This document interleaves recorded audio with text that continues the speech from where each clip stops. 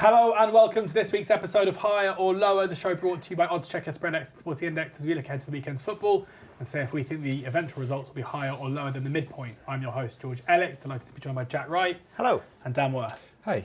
I'm not going to do the whole, chat at the beginning because last week I sat here and said how Middlesbrough were going to batter Coventry and I got it really wrong. And sometimes when you're wrong, you've got to put your hands up and say, I was wrong. I was wrong. Straight into the championship action then on Friday night. This is a bit of a derby game between Blackburn and Preston that is on Friday night, and it never sits well with me when derby games are under the lights. I mean, it's quite good for the atmosphere, but why the police letting this happen? I know. So one of the first things when we started working together, George, that I learned from you is your derby rationale. Yeah. Well, but it's not my rationale. It's the police. Yeah, well, okay. They're like, why? These clubs don't like each other. Let's not let them sit in the pub until 7:45. Because that can cause. Let's get them into the stadium at midday, and they haven't got enough time to do that. Just to Wetherspoon's breakfast. Right. What could go wrong? Blackburn Preston Friday night. Blackburn new manager Michael O'Neill, who is also the Northern Ireland manager. Preston, their kind of playoff push has been dealt a bit of a blow recently, but they've been a bit resurgent in recent weeks. Total goals is the line here. 2.3 is the midpoint, 2.2 to sell, 2.4 to buy. With Spread X, we're going higher or lower. 3, 2, 1. Blackburn scored 3 goals under O'Neill in their last game. I think it was only 3 shots on target in the whole match. Efficient. Just classic kind of new manager. Suddenly the ball goes in stuff. I saw a lot of Blackburn fans off the back of the game being like, O'Neill's a genius. I'm not necessarily convinced myself. So, derby games always a lower goal line. I just think this is going to be quite a scrappy game between the side and Blackburn, who are still pretty good defensively, but not the best going forward. Preston away from home aren't as good as they are at home. This looks low scoring to me. Jack? Yeah, big win for Blackburn, of course, as you then mentioned. 3-1 at Queen's Park Rangers, something of a surprise. Michael O'Neill, doing sterling work there in that first game. See how it rolls. No underlying data is pretty poor across the season as far as goal scoring is concerned. They've just got individuals that can fire on any given day. And that's, I think, just a question of can they spark in this particular fixture. And I think the line is low enough for me to try and attack it that at least 1 or 2 of these players can put something out there on Friday night. For me, Preston as well, you look at those, they've got Asmaich back from his latest suspension. How much longer? Obviously, derby, perfect for him. So make the most of him while you can. But he was back with a goal as well off the bench, wasn't he, from that? And also Dobbin and Lang making his first appearance as well for Preston with a debut assist. So, again, they've got 2 or 3 players there that can create and can score. So I just feel that between them all, then there's the scope here for this to at least have some goals in it and therefore, challenge. And I think also for Preston, the Everton missing in goal is an element that unsettles them enough for the fact that I think Rovers can score. And therefore, I'm happy to go with the higher. Great stuff. Dan? Yeah, not much to add, but going higher here will have landed in 4 of the last 5 between these two, and the time it didn't was when there was 2 red cards in the game, 1 each, which, probably hampered that. And as per my usual tactics, 3 just feels very low, 2.3, very low. It is low. In it's that low line. 2 to 3 bracket. So, I'm happy to go higher. Happy to go higher, guys. Hopefully you'll both be showing me up again in the Championship, which is meant to be where I'm meant to be good at this stuff. West Ham against Bournemouth is the Premier League's first kick-off of the weekend. West Ham, the home team here. Total goal minutes is the line we're looking at. 158 to sell, 173 to buy, 165.5 is the midpoint there. This is total accumulative time that goals are scored within games. Are we going higher or lower? 3, 2, 1. On my own again. Yeah, I've got a theory about West Ham being more goalsy recently since this manager came in. However, this is still West Ham. This is still Nuno, and I think this is an incredibly high line for West Ham home game. I know that Bournemouth are obviously very goalsy themselves, and that is what's driving the line higher. But again, in a game where if West Ham can edge ahead, I don't think they'll commit many men forward. It just seems, like certain market forces have moved this too high in my mind, and I'm happy to go lower. Dan? Yeah, I'm looking more at Bournemouth, to be fair, than West Ham. Only Chelsea have scored more goals away from home in the Premier League this season than Bournemouth, and only Burnley have conceded more goals on the road in Premier League this season than Bournemouth, which I would suggest bodes quite nicely for, I agree with you, a relatively high line here. There have obviously been some thrillers when Bournemouth have been on their travels this season. You got 4-4 against Man United, 4-1 against Brentford. I mean, we take one of those right now.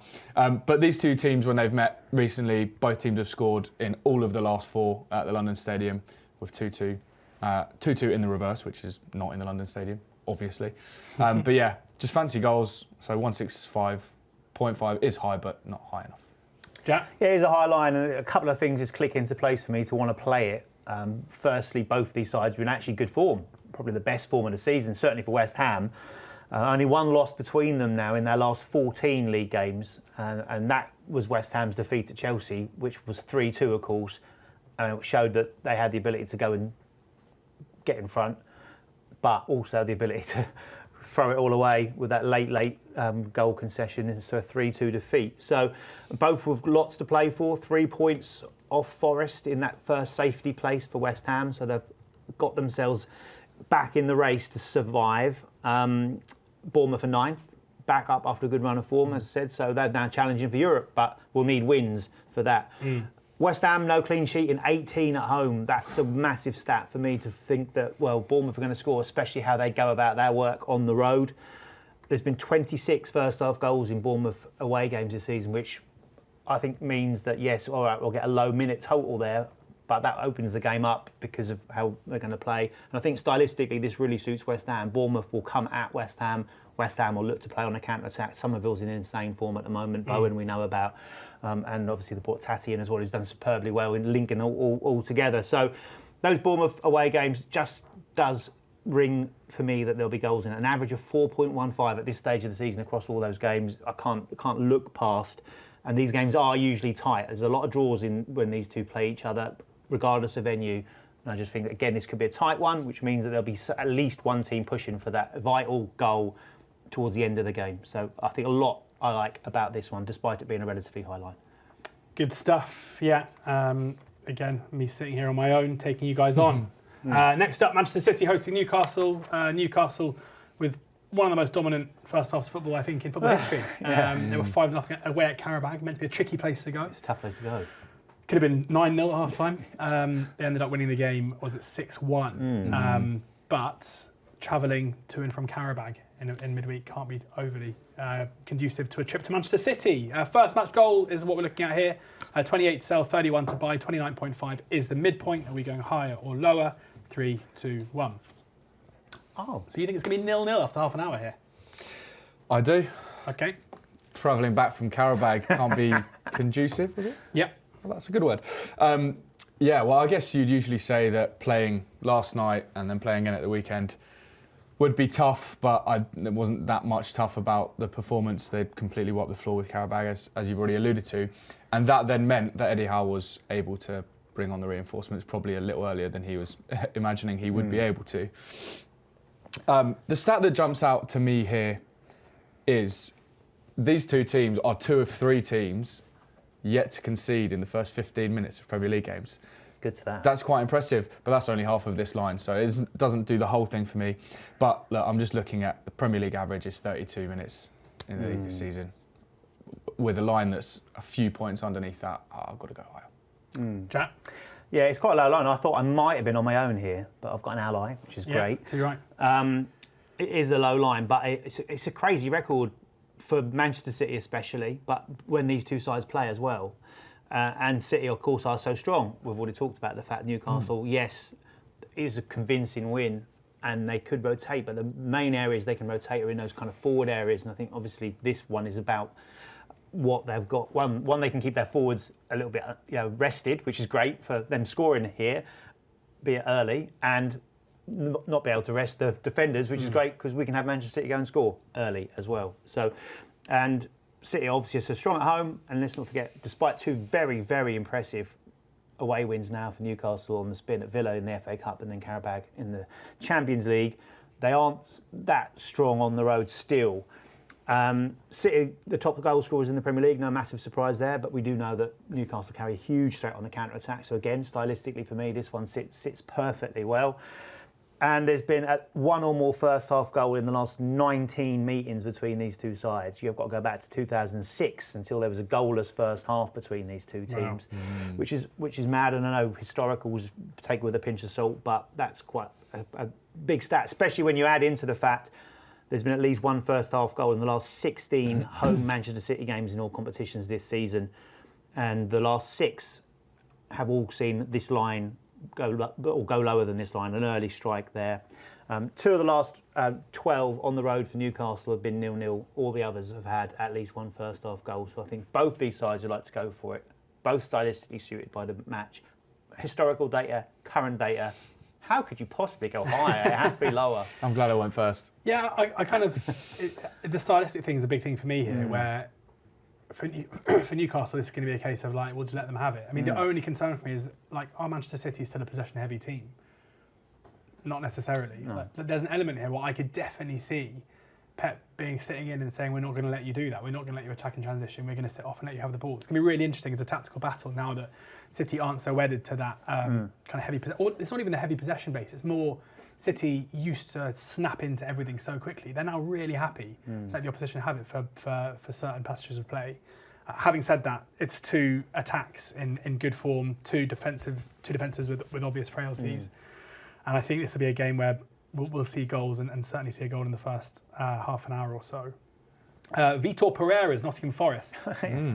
How you doing, Vito? Missed you. Hosting Liverpool here. Total goals is a line, 2.9 to sell, 3.1 to buy with Sporting Index. The midpoint is 3. So if it is 3, it's a push either way. Higher is 4 or more goals. Lower is 2 or fewer. 3, 2, 1. All in agreement. Sweep. Chat, you can take first run. Yeah, a bit tough because 2 elements. Nottingham Forest play in Europe tonight, and the new manager that Ian talked about, Vitor Pereira, who got off to a fantastic start at Wolves, not far off this time last year when it was December when he went in there, and certainly picks up a Forest side in better nick than the Wolves side that he inherited at that point of time. And Forest got a decent record against Liverpool as well. 3-0 in the reverse, that would have been a push, but 1-0 at Anfield last season and 1-1 in this, so going lower there. And despite, it's quite rare a new manager comes into a Premier League side or any side really for that matter with a team that's in okay form. And despite the problems that Forest have had, they've only lost 2 of their last 8. And the atmosphere, I think, because of Sean Dyche's departure and a new horizon and Liverpool coming to town, I think will just mean that this one is, Forest will be very, very competitive, aware of Liverpool's threat. And again, Liverpool, we know, can score goals. There can be goal-heavy games, but the line's only gone higher in 3 of the last 11. So, for me, a tentative lower, but with the push on side for 3, that's the reason I went with it. Dan?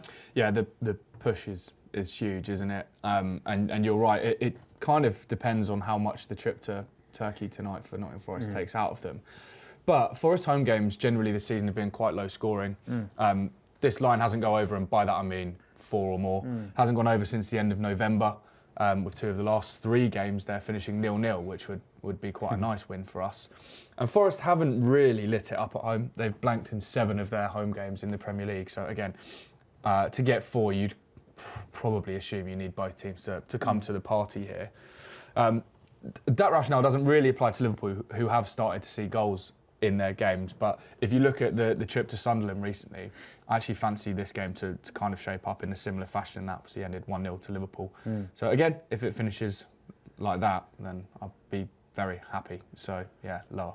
Yeah, agreed. Always happy, kind of at the moment with Liverpool back at their best selves. Always happy to take on goals when it's not Liverpool. I think if they go ahead in this game, it's not going to be a gung-ho approach whatsoever.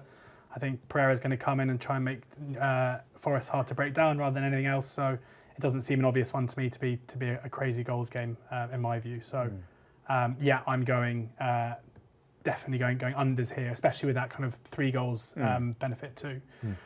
Tottenham hosting Arsenal now. Arsenal over Spurs is the supremacy here. So Arsenal favourites. 1.15 is the midpoint, 1.05 to sell, 1.25 to buy. So we are going higher here. Would be Arsenal to cover the -1. Lower, it would be Tottenham or draw or to lose by a solitary goal. 3, 2, 1. All in agreement. Oh, wow. All siding with Spurs. Dan, tell me. Well, siding with Spurs or Arsenal to win by 1. But yeah, it's a bit of a head scratcher, isn't it? Because Arsenal, top of the shops, top of the pops, both, and Tottenham, rubbish. So how do you look at this supremacy line and think, right, I'm going to side or lean towards Tottenham? But I don't know. Arsenal are slightly crumbling, throwing away a 2-goal lead last night against the worst team in the league. Is that starting to creep into Arteta and the players' minds? Obviously, this game is huge, North London derby. If Tottenham can get up for any game this season, you'd argue it's this one. Needing them to win by more than 1 as well is massive, because I know they hammered them last time. They won 4-1 with Eze hat-trick.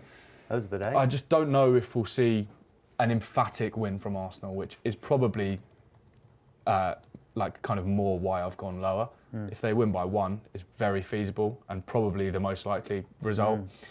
But I can't see them going and blowing Spurs out of the water, particularly at Tottenham. So, yeah, lower. Good stuff. Jack? You ask Mikel Arteta, any Arsenal player, any Arsenal fan, will they take a single goal victory in this game? And they would absolutely snatch your hands off without any shadow of doubt. So therefore, I'm happy to take it as well. And all the other results, therefore, that can be positive on side. That's the main thing about it. And you've got to look at Arsenal's mentality now. You looked at the noises coming out of the camp after that really disappointing late surrender of 2 vital points last night to the side bottom of the table.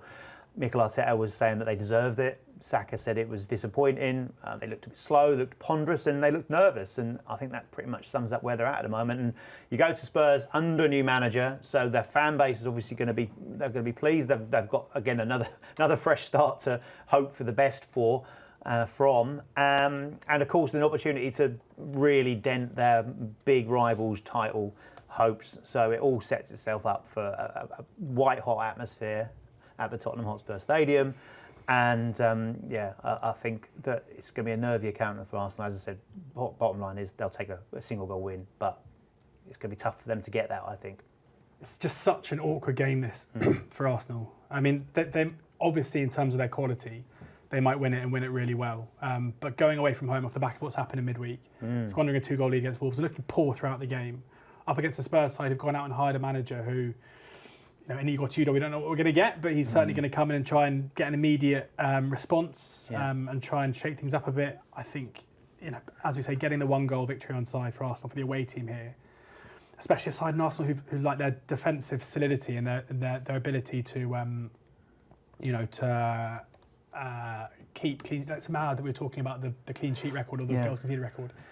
I think that Spurs could definitely. We've spoken about their better performances this season coming against better teams. Frank's now gone, so how much that matters, we don't know. But this seems like one where that's a really high line in my mind. The Igor Tudor thing is massive. One of the first things that I do, obviously within what I do, is when there's a new manager coming in, got to dig into the detail. What's he going to bring? What kind of either set up? What is he going to bring? Well, it turned from the research I've done over the last week is that one of the main things that rings out is the fact that he does appear to be a motivator, and his ex-players have said that what he will generally install is the want and desire to run through brick walls for you. So you get that kind of manager at a club with the talent, obviously, at Tottenham.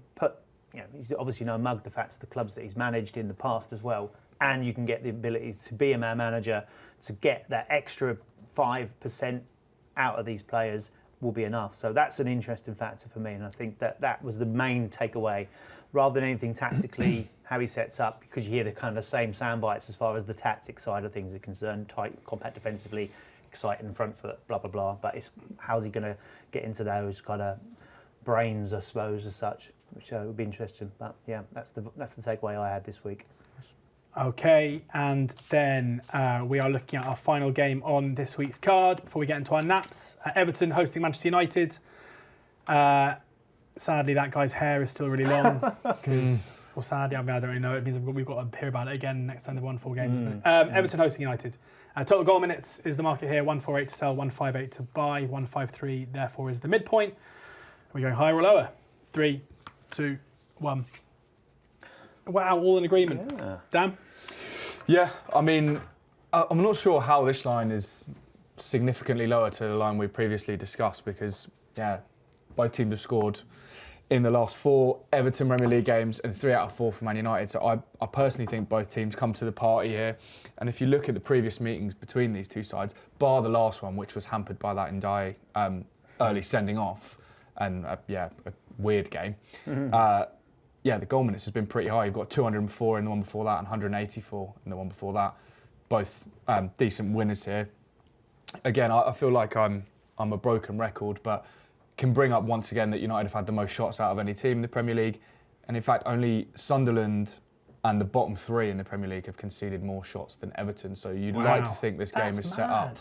Yeah. What a statistic. Yeah, thanks, mate. That's the first time you've ever said that about something I've said. I think it's the first time I've ever said the word statistic as well. No, mate, it's nice. I like it. Thank you very much. But yeah, you'd think this game is set up for Man United to have quite a lot of chances. And yeah, they've got better at taking those, so I think higher. Jack? Yeah, this is another one where I go down to the first half goal stats, which might be odd when you're looking at total goal minutes, because obviously they're going to represent a low value, but that then opens up the game. We know how Man United are playing under Michael Carrick, attacking, front-footed. They've got excellent options in forward areas, and all those forward players do seem to be in good form as well. The key stat for me on the Everton in their new stadium is the fact that they've had a first half goal in 12 of 13 at the Hill Dickinson Stadium, which is kind of unmoist-like. You have that impression that it's going to be tight and cagey, a bit of a slow burner. So they've tended to open up quite quickly there. And it's 10 of 13 for Manchester United on the road as well. So this should result in a goal in the first half, open the game up. Man United will still attack. And again, another one that stylistically for me would suit how both these teams want to play.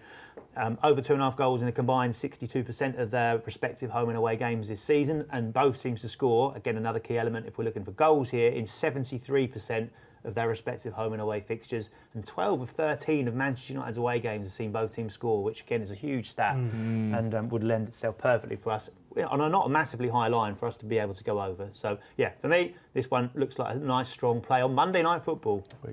Lovely, lovely stuff. I just, with United at the moment, seems like goals are the way to go. Carrick's come in and clearly his means to try and get them to win games of football has been to play a very attack-minded approach. The new system is working. Kobbie Mainoo's come in and improved them from an attacking standpoint. And as you've said every week, their attacking numbers have been good basically all season. So, Everton aren't overly goalsy, but as your statistics shows there, from a defensive perspective, there's reasons to think United can hurt them. And United's games have been pretty full of late drama under Carrick as well, so maybe that's something we can expect going forward. Nap time. Dan, what's your best bet? I'm going back to a market that I've had success with recently, and it's in the corners market. I'm going back to that North London derby. I'm selling corners at 10. Only Leeds and Sunderland games are seeing fewer corners than Arsenal's games, who just continue to not really concede corners. There was 4 corners last night in the draw with Wolves, 10 at Brentford, which is obviously a push, and 7 at Sunderland, which is where I had the previous success. Only 40% of games that include Tottenham and Arsenal have gone over this line this season. And when these sides met earlier in the season, there was only 5. So if we can get 5 again, that would be a pretty big win, but I'm backing it to go under 10. Jack? Yeah, my game's from the Championship. Whoa! I know, shock horror. It's Watford versus Derby. And once again, I've kind of had my eyes drawn towards one of the lowest total goal minute lines in the Championship this weekend. It's set at 123, which when we've obviously the ones we've talked about already this week on the other parts of the show, that's a very low line, really. But I'm going to have a flutter on Derby total goal minutes, which are midpoint of 53, and I am going higher than that. They're up to 6 in the table, but only 3 points ahead of Watford, who are in 12th. Shows you, of course, how tight the Championship is for that race for that final available playoff spot. They've got the best points per game average away from home in the league, averaging 1.8 points per game away from home, which I think is like a sensational record for them. Only Middlesbrough picked up more points, but have played 2 more games. They won 7 of the last 10 on the road, which is, again, a brilliant record for them, what they're putting together there. And they've scored 21 goals in that process as well. 7 of those 10, in fact, all their wins have seen this line go comfortably higher than this line. 219 was their last total. Obviously, that massive win at Bristol City. But 77, 82, 151, 87, 64 and 133. So really consistent in there as well. 26 goals scored in 15 across the board. That's 1.73 per game, which is the third highest in the Championship.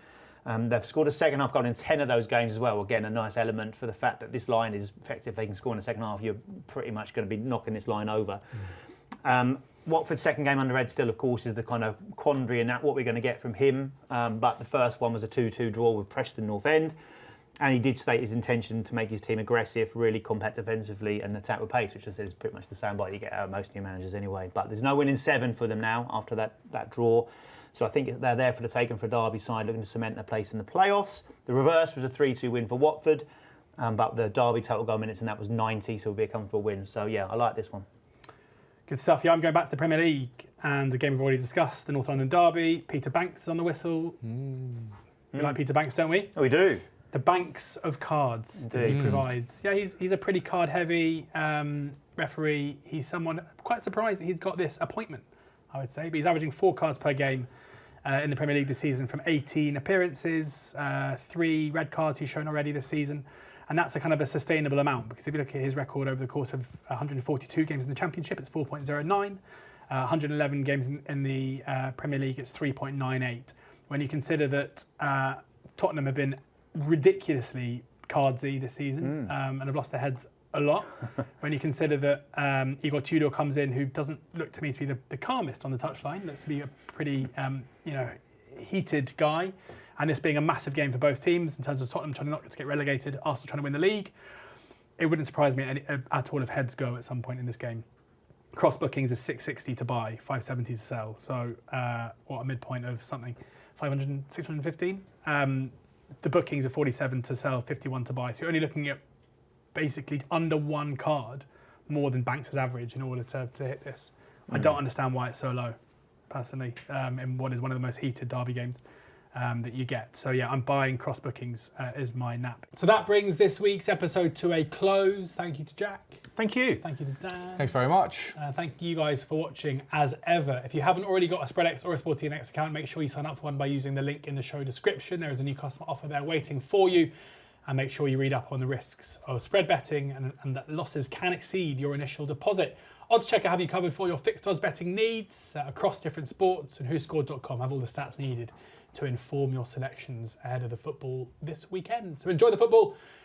We'll be back again next week. Yes, I think so, yeah. We will be back again next week. So make sure you tune in for that. We'll see you then. But in the meantime, please ensure that you're gambling responsibly.